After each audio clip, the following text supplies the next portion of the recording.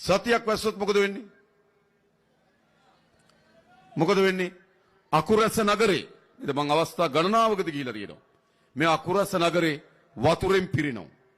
අපේ සමන් සහෝදරට ගොඩක් වැඩ තියෙනවා දවස් වලට. ඔබ දන්නෝ නේද?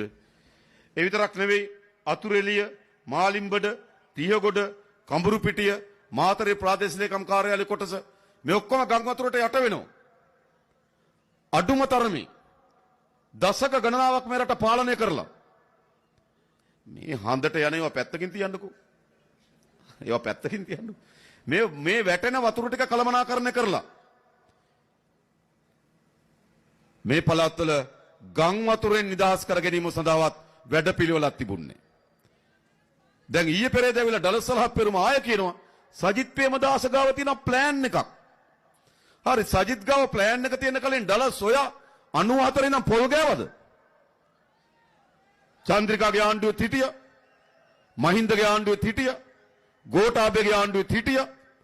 දැන් ඩලස්සලහ පෙරුම කියනවා සජිත් ගාව තියෙන මරු ප්ලෑන් එකක්. කිව්වනේ ඩලස්. මේ අකුරැස්සෙමද මන්ද කිව්වේ? අකුරැස්සෙමද කිව්වේ? නෑ මතක තබා ගන්න.